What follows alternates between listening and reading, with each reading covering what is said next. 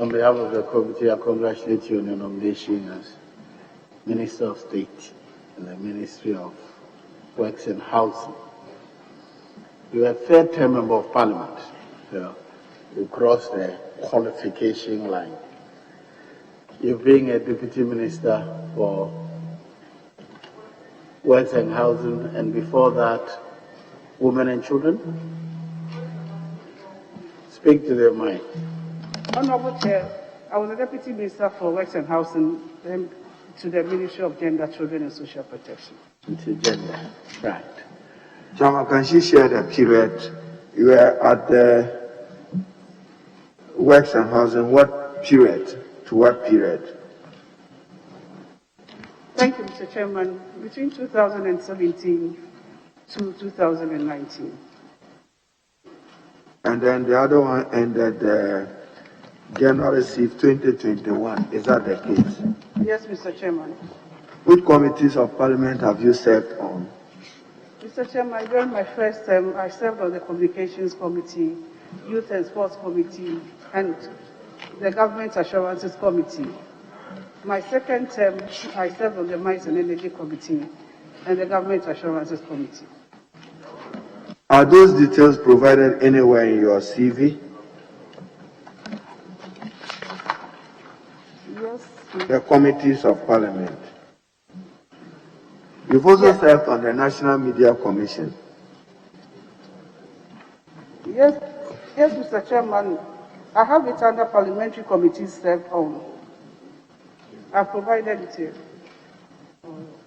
Thank you. Chairman, if I have your indulgence, the Honorable Freda Prempeh is appointed by President Nana Addo as Minister in accordance with his mandate and power under Article 78 of the 1992 Constitution. And Chairman, I'm urging you that my side, we want to serve notice that we do not want bureaucratic conflicts. And therefore, when the President is communicating to Parliament and to the Ghanaian public in the exercise of his mandate, when you already have a Minister for Works and Housing, we scrutinized the Honorable Asensu only yesterday. Now you have another minister at the same ministry with Freda Prempeh, Works and Housing, Minister of State, to do what? If she goes there and she wants to wax authority, so between Honorable Asensu and Freda, who is the Minister for Works and Housing? For my purposes, I will go with Asensu. But for the Ghanaian public, there is conflict. And therefore, Chairman, we want our report to capture it, that we should not encourage as much as possible ministers of state to coexist in harmony with ministers so appointed for the purposes of those portfolios. But to her person, Freda, she is my youngful friend. When I was Minister for Employment and wanted to create employability, I was in her constituency to assess one of the National Vocational Training Institute, where a young girl gave us some assurance that if they had some opportunity, they could also have better livelihoods. And I understand that the project have taken off now under the Ministry of Education. So without the fact that credit is not given to me and President Mahama for the initiative, I wish the nominee well, but I think that we will object strongly to bureaucratic conflicts within the ministry, so that if even the present communication was definite, she will be responsible for housing or for housing or works or PWD. Better for us, but Minister at Works and Housing when there's already Honorable Asensu, probably the President, Chairman, will encourage him to keep many of the ministers of state. We don't even think he should have too many of them at the presidency, but to keep them at the ministry, we do not find it acceptable. I thank you, Chair. we will proceed then. Usually, when a minister of state is appointed to a ministry, a specific area is attached. I'm sure the communication was lacking in that respect. And the appropriate, are you aware, or were you told specifically what you will be in charge of at the ministry? Thank you very much, Mr. Chairman. Yes, I was told specifically to assist the Minister for Works and Housing in the area of housing delivery. And per the release that I have before me, signed by the communications officer from the Jubilee House, it states that a Minister of State has been nominated, and if approved, will be assigned to the Ministry of Works and Housing, in addition to the substantive minister, to give special focus to the critical issue of affordable mass housing, envisaged as one of the priorities of the President's special second term. So the President wants to Very give special well. Can I focus. get a copy of that one so that? Chairman, you see, that communication is not to us That's as Parliament. So I agree with you, but you see, Freda, you are senior, 3-time MP, you are senior to the Honorable Asenso. Yeah, Obesro Kakra. So we, Chairman, I leave it there. All right, so we will continue. Yes, Honorable Ahi. Thank you very much, Mr. Chairman. Mr. Chairman, the honorable nominee was a deputy minister in the Ministry of Works and Housing, and according to what she has just read to us, she's been charged to focus on affordable housing, social housing, mass housing.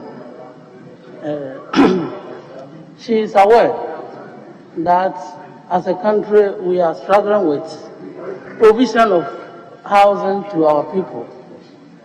And I just want to find out from her, in her stay at Ministry of Works and Housing, what did you identify as the main challenges with regards to provision of affordable housing to Ghanaians? Thank you very much, Mr. Chairman. As a Deputy Minister at the time for Works and Housing, 3 main issues came to mind, and I saw them as a challenge in the area of housing. One is the acquisition of land.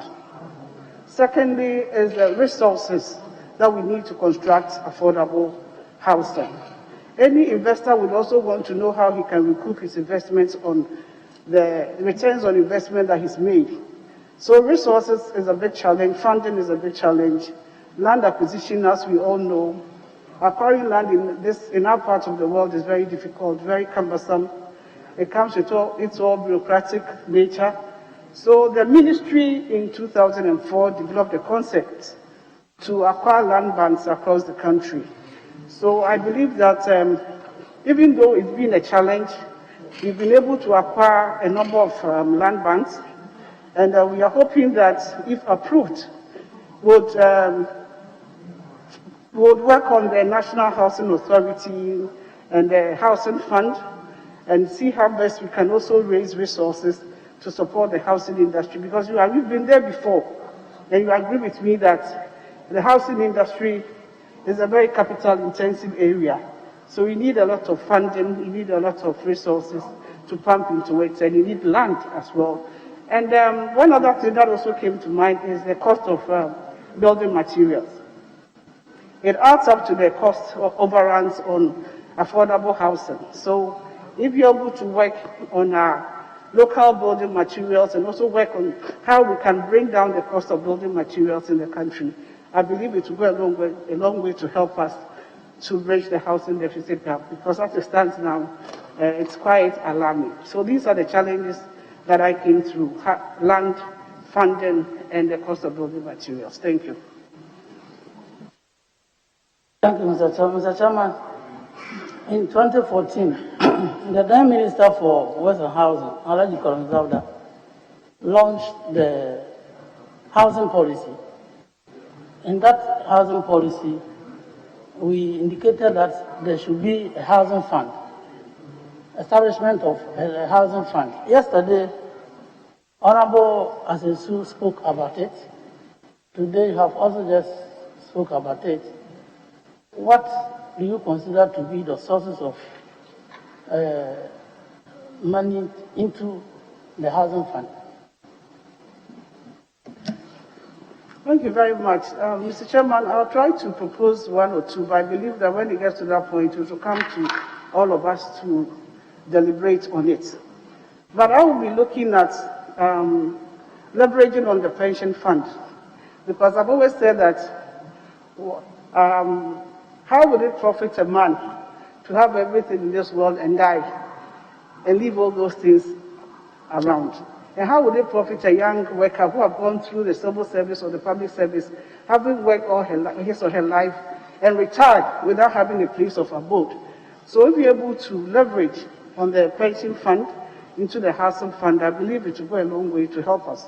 We can also look for concessional loans. We can also look at oil. And I believe we also have an infrastructure fund. We can explore ways where we can tap into the infrastructure fund, where a component or some percentage could also be given to the housing fund. So there are other sources that we can all explore, but I believe that we can look at the pension fund, we can look at concessional loans, we can look at our oil, we can look at the infrastructure fund, and we can look at some other levies. If we're able to regulate the housing industry very well, we can even tap into the Landlords Association. If we have a database of the landlord, we can tap into that. And I know that under the Rent Act, landlords are even supposed to pay about 8% of the monies they take from tenants. But all those monies, they are flouting the law, they are not paying. If we look into that and enforce the law, we can also be tapping into some of those levies. So these are some of the few sources of funding that comes to mind. Thank you. Thank you very much, Mr. Chairman. Mr. Chairman, rent control department. The rent control department plays a major role in trying to resolve issues between tenants and the landlord.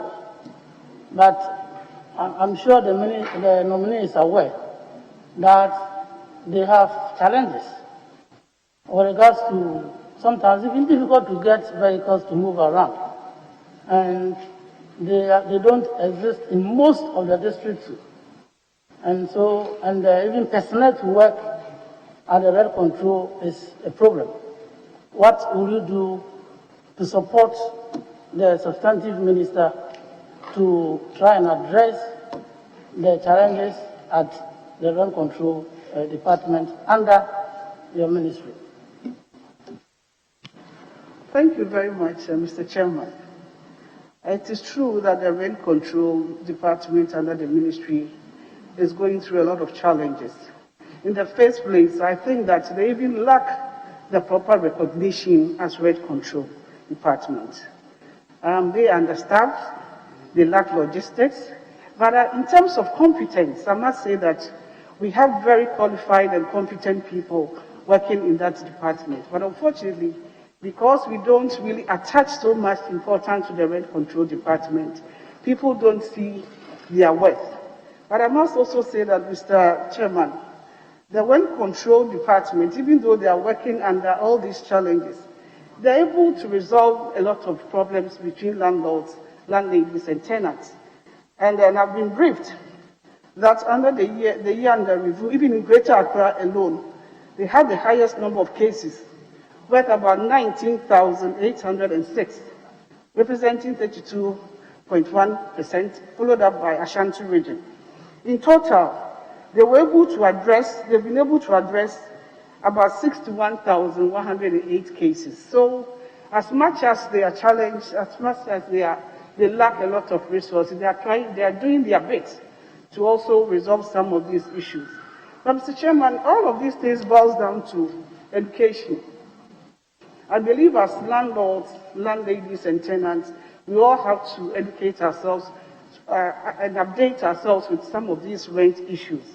But because demand for housing or demand for rentals, most of the time as it is now, exceeds or outstrips supply, it looks like the landlords have a field day, and there's no competition. There's so much monopoly in the system. So they decide on how much they want to take, not giving recourse to the Rent Act. So when given the opportunity, I will assist the sector minister for us to fashion out a policy and strategies where we can support the rent control department. The first of it will be to digitizing the rent control department. Thank you, Mr. Chairman. Thank you, Chairman. Lastly, you have two major agencies under your ministry. That is Tema Development Company and State Housing Company. These are two major institutions that are supposed to support the ministry in provision of affordable housing to the Ghanaian people. But you agree with me that they are under resourced. That is why TDC, as it used to be called, was converted to Tema Development Company so that they can borrow on their own and then based on their books or their records. But financial financing is a major problem for TDC and State Housing Company. What do you think the government should do to ensure that TDC and then State Housing Company plays their role with regards to provision of housing to the people of Ghana? Thank you very much, Honorable Chairman. Honorable Chairman, I think TDC have gone far beyond just the normal days when we're growing up. We heard about State Housing Company where they were just overseeing to government bungalows or putting up some bungalows for civil servants and public servants. Now they've grown and gone beyond that.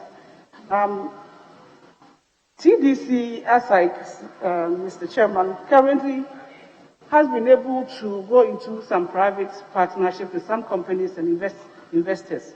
And they are currently rolling out a number of houses across the country. They are currently in Ashanti region. They've put up about 120 houses and apartments.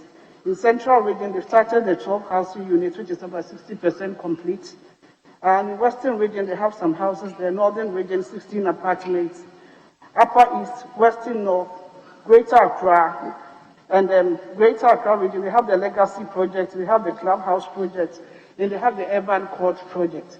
Under TDC, the ministry ceded some of the affordable housing projects to TDC, and they've been able to complete them. 2 years ago, they started a pilot program on the National Mortgage Scheme with support from the Ministry of Finance. And they've been able to complete about 220 of such houses. And people have started renting those apartments. It's a rent-to-own scheme. So as much as we're talking about the fact that the housing industry is a capital-intensive area, TDC, State Housing, are also going into some partnerships with other investors to ensure that they get funding to complete some of their projects and also start new ones. So it's a difficult one, but I believe there's always a starting point, and they've started very well. And I believe with the support of the ministry and the support of government, they will be able to roll out more affordable houses across the country. Thank you.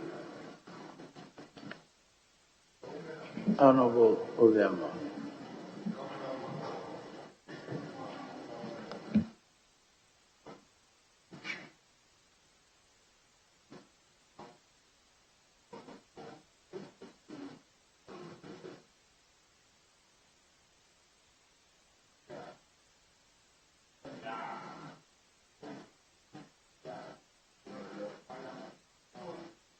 Thank you, Mr. Chairman. Honorable nominee, Freda Prempeh. Congratulations. I remember when you were at the Ministry of Works and Housing, you led a delegation to the UN, if I'm correct. And there was this UN-backed project on housing with the private sector as part of the initiative. Can you tell us how far this project has gone, even though you left the ministry to the gender ministry? Have you been briefed as to how far this project has been carried out, especially when we were mentioning thousands of houses for the average person? Thank you very much, Mr. Chairman. The United Nations Operations Project Services is an arm of the UN, and they have this facility for infrastructure. They have this facility for infrastructure. They are currently working across the globe. In Africa, they are working in Kenya. And we had the opportunity to have some meetings with them, and they gave us the support to roll out 100,000 affordable housing at a cost of 5.3 billion. Mr. Chairman, the UNOPS project is a very laudable one in the sense that the government is not going to commit any financial resource to the project apart from offering them land. They are bringing in their own money. They are going to use the local banks to, for workers to source funding through mortgage financing. They are going to do their own off-taking. The only thing that they demand of the ministry is for us to give them land across the country. I've been briefed that they've been offered about 67 acres of land at Achimota. Some of the equipment are in already. The technology they seek to employ is a prefabrication kind of project. So when we give them the opportunity, we offer them land and they establish, I believe within a very short time, they'll be able to roll out the 100,000 units across the country. So as it stands now, UNOPS is in Ghana, and they are waiting on the Ministry of Works and Housing to give them more land so that they can start putting up the houses. And they also established the factory in Ghana, which means that some of our Ghanaian counterparts are also going to benefit from some kind of jobs, and they're also going to transfer knowledge to the construction industry in this country. So yes, UNOPS is a laudable program, and when given the nod, I would assist the Honorable Minister for us to support them so that as soon as possible, we'll be able to start rolling the 100,000 units. Thank you. Thank you, Honorable Nominee. If you look at our capital cities, urban areas, it appears that everybody wants to drift from the peri-urban areas into the center. For instance, if you look at, let's say, Kaswa, or if you even look at Ebri and beyond, it appears that because probably we've neglected rural housing, even though I not call my constituency rural, it appears that because we've neglected rural housing, everybody is drifting into the urban areas, thereby putting so much stress on our resources in the urban centers. Does the ministry have any policy on rural housing, and how far has the ministry gone, if you are aware?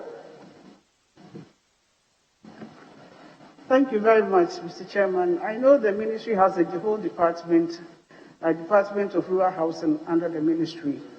They've been working together with the BRI to establish other innovative ways that we can use to build, other innovative ways by way of local materials where we can use to build some of these houses so that we can break the cost of building down. I'm talking about rural housing. Sometimes when I talk about housing, I ask myself that we always focus on the formal sector, we focus on public servants, we focus on the civil servants, we focus on organized groups. What about our farmers in the rural communities who also go through the farm workers who work throughout their lifetime? At the end of the day, where do they find a place of abode?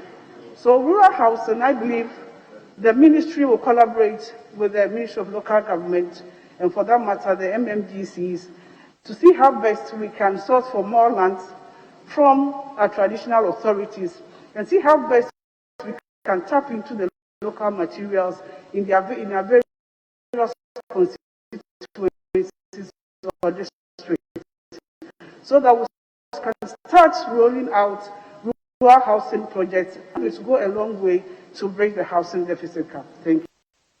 Thank you. Gisela, yes. Thank you, Mr. Chairman. You used to be my sector minister in my previous life. As an experienced politician, policymaker in the Ministry of Works and Housing, which you used to be, will you be ready to impart your knowledge and experience to work well with the Honorable Asenso, to work well with Honorable Asenso, who is the substantive Minister of Works and Housing? How do you portray the relationship such that policy would still be able to run smoothly to the benefit of all Ghanaians? Thank you. Thank you, Mr. Chairman. It is the President's vision to roll out affordable housing for the good people of Ghana. And I believe it's a collective effort, not for Asenso, Honorable Asenso alone, not myself. All of us will have to get involved. I have personally known Honorable Asenso for a long time as a colleague, as a friend, as a political brother. I believe we have that kind of social relationship already. I'm a very affable person, down to a hard-working person. I'll bring the little experience I had as a Deputy Minister for Works and Housing to bear, so that together we can push the vision of the President. Thank you. Thank you very much. My next question is, so between works, housing, built environment issues, which policy would you like to promote aggressively? Your personal preference. Because you are going to show leadership in the sector as a Minister of State. And you're also going to have to advise the President on these issues. Thank you. Thank you very much, Honorable Chair. You all agree with me that the housing deficit gap as it stands now, it's a bit scary. And if you really want to break the housing deficit gap, it should be all hands on deck. And we have to start from somewhere. We should be looking at the short, medium, and long-term issues. In the very short term, we'll be looking at the rent-to-own scheme. I believe that is the way to go now. Because when you meet the average person on the streets, what he or she tells you that, I'm looking for an accommodation, he will not tell you I'm looking for an accommodation to buy, but they're rather looking for accommodation to rent. But because there's so much monopoly in the area of renting with the landlords, it's quite difficult and cumbersome for people to have access to affordable rental, and let alone rent-to-own scheme. That's why the President, in his vision for the second term, intends to roll out a rent scheme that will support especially young graduates who have just come out of school to be able to, source funding from the rent scheme to be able to pay for their rent. So one of my priorities as a Minister of State at the Ministry of Works and Housing to be to assist the Minister to roll out the rent-to-own scheme. Then we can be looking at the affordable housing project where, through mortgage financing, people can source money to look for some of these units to buy. Thank you. Thank you, Mr. Chair. My last question. I hope you would not, you would also give the attention to the built environment professionals that also are under the ministry, the various professional bodies, Architects Registration Council, Institute of Surveyors, and so on and so forth. Yes, we have the Architects Registration Council and the Engineering Council. We'll support them. Thank you.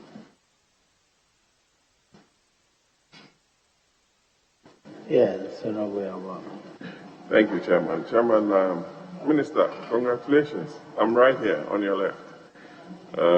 In 2014, the EU issued a specific directive to its member states to, for example, for public sector buildings, 3% of public sector buildings owned and occupied by central government to be energy friendly.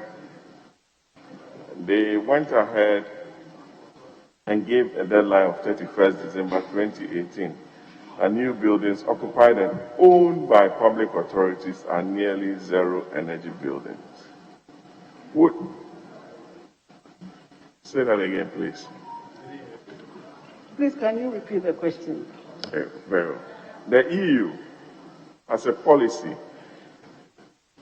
directed member states to ensure that by the 31st December 2018, new buildings occupied and owned by public authorities are nearly zero energy buildings. Would you encourage, as a matter of policy, for government buildings to go this way to save much energy? Thank you. Thank you very much, Mr. Chair. I think that's the way to go. And if we want to save energy, if we want to be cost effective, then we should be looking at solar. So yes, we'll give it a thought. Thank you. Secondly, yes, Minister, I know there is a 1D1F project in your constituency that is manufacturing ceramics or bricks in Viankanta. Am I right, please? Yes, as part of the One District, One Factory project, we are undertaking a brick and tile factory at Tanoso Adingo because we have a lot of clay in that area. Thank you. Would you encourage locally manufactured building materials to support the housing sector, especially that you have the Department of Rural Housing under your ministry? Thank you. That's my last question, Chairman. Thank you very much, Mr. Chair. Yes, definitely we'll encourage that and we'll support it because we are encouraging the usage of local materials. We are also exploring other technologies. In the rural sector, apart from clay, during the olden days, our forefathers used to build the latrite. And at some point in time, they modernized the latrite way of building by adding cement. And I know BRI is also doing a lot of work in that direction. The brick and tile factory at Tanoso, in my constituency, is going to roll out a lot of bricks. And I believe that we're not going to let the bricks stay at Tanoso. We are going to collaborate with other sector ministries to tap into the usage of local materials so that we can together bring down the cost of building in this country. So yes, I will give it 100% support. Thank you. Honorable nominee, the Tanoso brick business was there when I was national service person at Nkorenza. Now, 1D1F has invested money that expanded it. But have you found out why it is not popular in construction in our country, particularly close to Tanoso? In Sunyani, there are not many properties or houses constructed with the brick. In Kumasi, there are not many. KNUST has one. I used that to build my fence wall because actually I understand there was a rule that fence walls must not be built with concrete block. Yeah. Have you found out why it is so? Well, thank you, Mr. Chairman. Mr. Chairman, currently as I sit here, there are a lot of houses around Tanoso which are built, which they use bricks to build.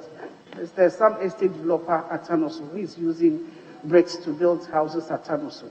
I think that it all boils down to education. We are all used to our conventional and traditional way of building using our normal cement blocks and all that. But I believe that if we continue to educate our people for them to know that our bricks are equally as good as other building materials. In the developed countries, when you go to UK, you go to South Africa and other areas, most of their buildings are done with bricks.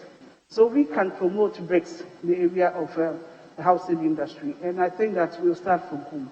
Thank you. Good. What I found is that when I procured bricks, it was difficult to get a bricklayer. So in our system where people want to build on their own, the bricks have, but getting experienced bricklayers is a problem. So you may take interest in training people in bricklaying. That is how I'm sure you can promote the use of the pot. Thank you very much. I believe the Rural Housing Department of the ministry will be charged to do a lot of training. They do a lot of training in the area of local materials, and I believe they'll take this issue up as well. Thank you. Yes. Thank you very much, Mr. Chair. Honorable nominee, congratulations. To mortgage, Ghanaians are always paying rent because of the poor mortgage system that we have, very expensive and not affordable. What policy plans do you have to make mortgage affordable to the average Ghanaian? Thank you. Thank you very much, Mr. Chair. Mr. Chair, the Ministry of Works and Housing, in collaboration with the Ministry of Finance, 2 years ago developed a concept and a strategy to roll out some form of mortgage financing. And under that scheme, they've been able to link up with some of our local banks. And the local banks, I'm referring to GCB, Republic Bank, and Stanbic Bank are part of the program. Under that national mortgage scheme, the people find it difficult to source funding through mortgages because of the interest rates and because of education. Some people will tell you that, why don't I even find money to pay outright than paying so much with so much interest over this number? So under the national mortgage scheme, the interest rate is low, between 10 to 12%. We are currently piloting it in Tema. We finished the houses. The people, some teachers and some nurses have started, acquiring some of these units through the mortgage financing. As for the mortgage financing, it's quite difficult for me to sit here and say that we can do this or do that, because the local banks definitely would want to work on return on investment. So most of the time, the interest rates affect payment. But looking at the national one, which the president intends to roll further, I believe that a lot of people will be able to tap into it and acquire homes through the mortgage financing from the Ministry of Finance and other local banks, which stands between 10 to 12% interest rates.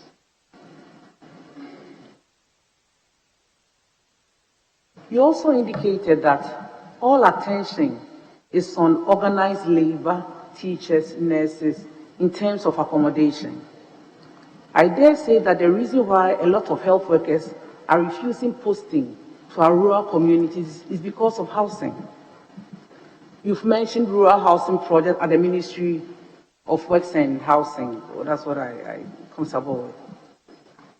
Do you have any measures to do more of these in the rural areas to attract health workers, teachers, and other service providers to these communities? Thank you very much, Mr. Chair. I think the massive affordable housing projects that the president intends to roll will encompass all of these districts, from the constituencies, from the districts through the regional capitals to the central part. As a ministry, we also collaborate with the Ministry of Local Government and all the other sector ministries to roll out affordable housing for the sector ministries. Even looking at Kolebu, for instance, there's this flat at Kolebu called Nkrumah Flat. It's been there for ages, and then people are just encroaching. We can do a lot of redevelopment there, a lot of infilling, and cede it to the Ministry of Health. We can do same in the various constituencies. having had some collaboration with the ministries, Ministry of Education, Ministry of Health, Ministry of Defense, and all the other sector ministries, and collaborate with the MMGCs. In the rural constituencies, it's not as difficult acquiring a land as in the capital city. So I believe that if we start rolling out this concept, the traditional authorities will come to our aid. And let me take this opportunity to thank my Omahine, Bian Kwanta Mahine. He has already offered 100 acres of land for affordable housing. And the Amfo Mahine, Honorable Harina's friend, has also offered 80 acres of land for affordable housing. And Otufo Nana Osei Tutu has also given us 220 acres of land at the Desua for affordable housing. So we can collaborate with the traditional authorities and the MMGCs to roll out affordable housing in our various constituencies. Thank you. So my last. Chairman, she can add that Yana will add adequate land for affordable housing if she does pay a courtesy call on the Yana. So you can add him to your traditional list of Yana Bukare will offer you land. Thank you, Chairman. Thank you very much, Mr. Chair. I hope Honorable Haruna will arrange that meeting for me as soon as possible. Thank you. Okay, so my last.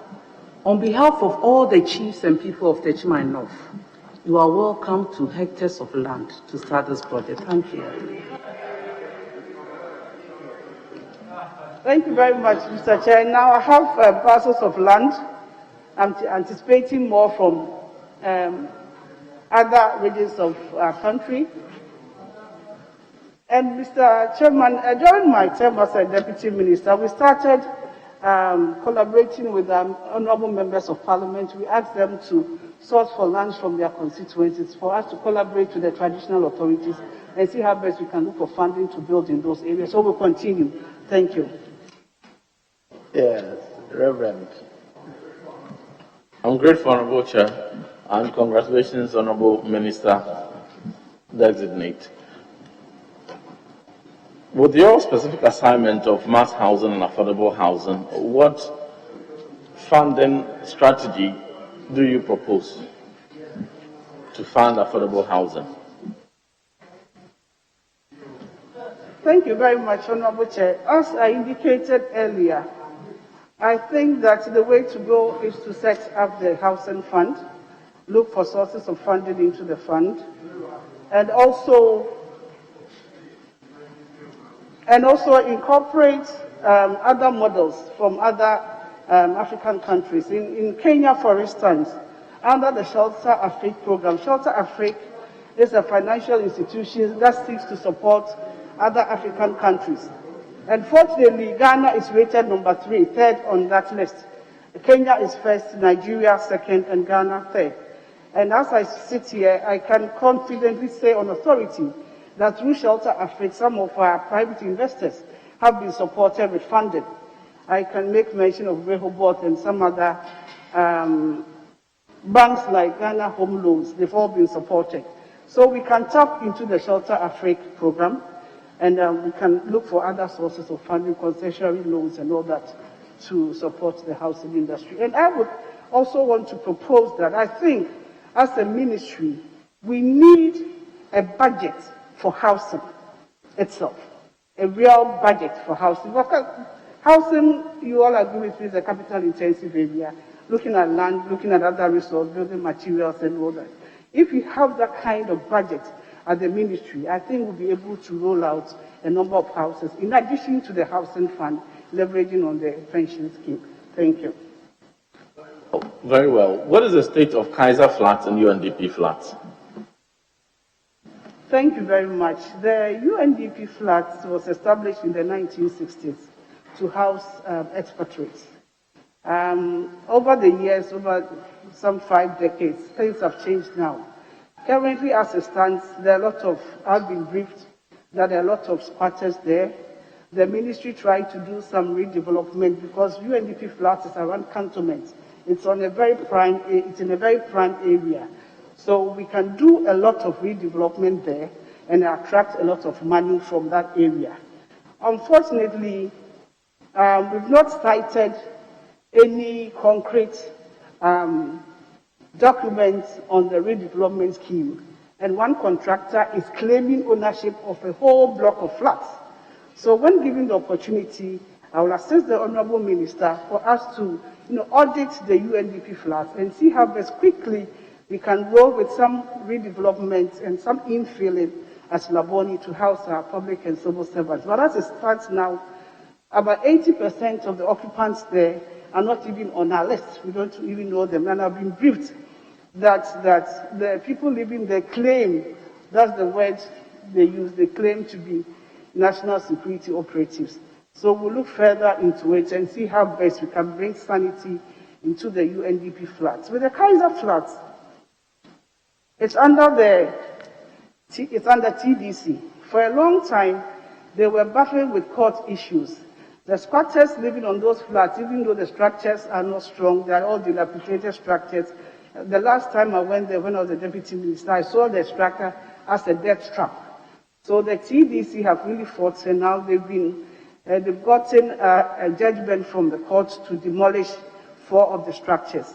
I believe it's another area that we can put up a number of houses, a number of flats at the Kaiser flats in Tema.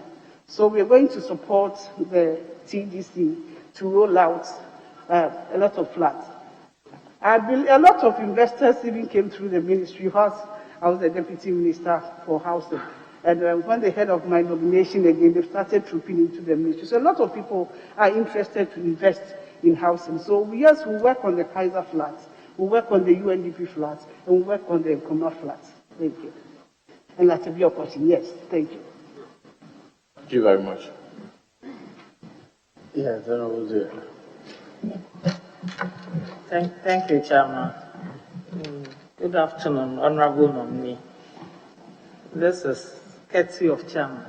Chairman says to tell you that the Prempeh rice is very good friend, and he's going to make sure that through me, he also adds to the land allocation so that Salaga staff can benefit from the affordable houses. Thank you very much. That's all. Very well. Giselle, I've finished. Leadership. Mama. Yes, Honorable Member.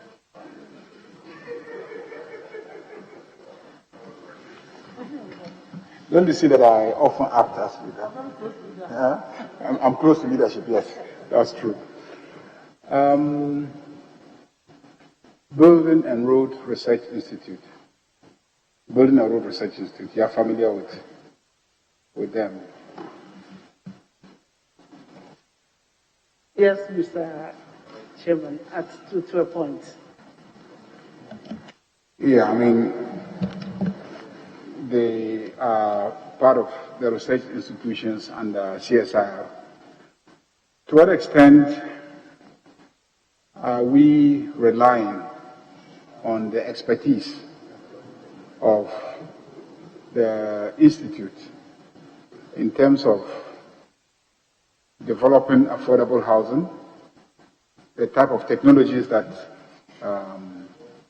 could be used that would make housing cheaper, and in terms of the climate, more friendly, and also in terms of the use of appropriate and local, resources and materials. To what extent are you using the Building and Road Research Institute, and how is it integrated into the work of the Ministry of Works and Housing? Thank you very much. Mr. Chairman, the Rural Housing Department under the Works and Housing Ministry have been working closely with the BRI under the CSRI. And they've come up with a number of other local materials that we are still exploring and trying to figure out how we can tap into those local materials, looking at dynamics, environment, and all that. You agree with me that in the developed countries, even in the US, most of their buildings are made up of wood. In our part of the world, if you start putting up houses made up of wood, people will read a lot of meanings into it. So we have to educate ourselves. They are still exploring, but we are working very closely with them under the Department of Rural Housing. Thank you. You're done. Yes, Honorable. Very well. Honorable. Chairman, I can only wish the Honorable Freda well. Safe to say what I've said, that I see a role conflict, and that can add to bureaucratic red tape, but that is not your doing. And for you to note that the communication from Eugene Ahin is not officially communicated to Parliament, and therefore you have assured us that you will go and assist the minister if he gets confirmed, Honorable Asensio. I was looking at the fact that you are senior deputy, you have more experience than him, member of Parliament, you are 3 times more than him. But if it's your wish to go and assist him, who am I not to support you? So, Chairman, my young friend, I wish you well. Very few women get to high office in our country, and she's encouraged. I thank you, Chair. So I have no further question for the Honorable Freda. Please, who was his deputy when he was first appointed by Professor Mills?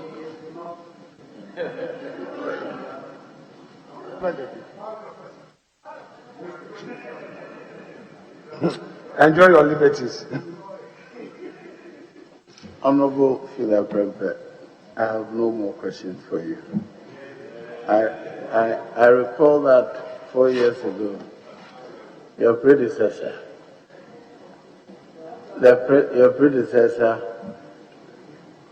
I offered him land at the higher right. It is still there. I've prepared the place, so when you need a place to construct, because I'm really keen about rental units for young upstarts, you know. In the communities I grew up, everybody was building what you call compound houses. Today, it's not attractive for any young man to live there with a shared facility. So it's they go through a lot of trauma when they are posted to work in communities like the Kwai, Oda, Yamfo, and then getting accommodation becomes difficult for them. So I'm very keen on rental units, particularly targeting young upstarts and graduates. So whenever you have an investor who is interested in going out of Accra and Kumasi, tell him the choir has a place for them. Okay. Now, thank you for attending upon the committee. You are discharged. Thank you very much, Honorable Chair.